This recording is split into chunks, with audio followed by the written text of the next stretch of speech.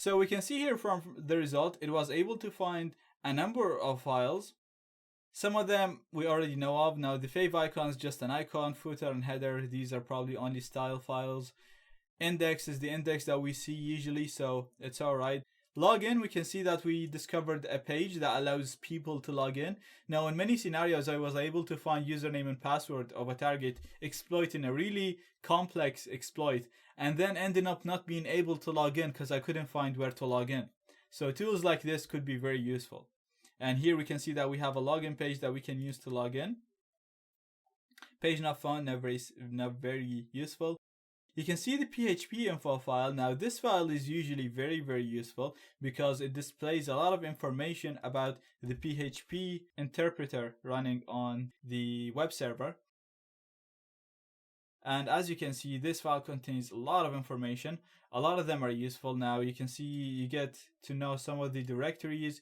You know that it's running PHP 5. The configuration is stored in this file. ini files is usually the config files for PHP, so you can see all the places where they're stored.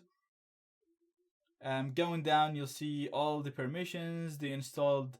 We can see here it has MySQL, so it's using MySQL, and you can see the directories where different types of configurations are stored. You can also see all the modules and extensions that are being used with PHP. So this file is usually very useful. You can see we managed to find where the PHP myadmin login is, and that's basically the login that's used to log into the database.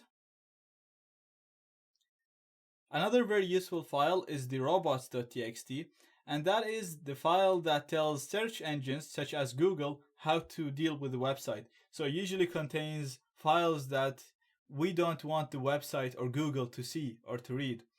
So if we can read that file, then we'll be able to see what the web admin is trying to hide. So going in here, we can see that the web admin doesn't want Google to see a directory called passwords. Okay, and it also doesn't want it to see a file called config.inc. And it also doesn't want it to see these other files. So let's have a look on the passwords and the config.inc as examples. So I'm just going to open a new tab, and we're going to put our address like so. So it's the current directory, and then we just put passwords after. In that, we can see that there's a file called accounts.txt. And going here, we can see that we got some usernames and passwords. So we can see there's admin pass. We can see that we have a password as Adrian and some password. So we managed to find usernames and passwords. Now we're still not sure what these usernames and passwords for, but we're sure that we were able to find very useful stuff. Another useful file is the config.inc. So let's see what's in that. And from here we can see that we have information that allow us to connect to the database, because these are saying db host, db user, db pass, and name. So we can see that the username is root and the password is blank. So we can go ahead and try to connect to the database based on these commands, and then we should be able to get access to that database.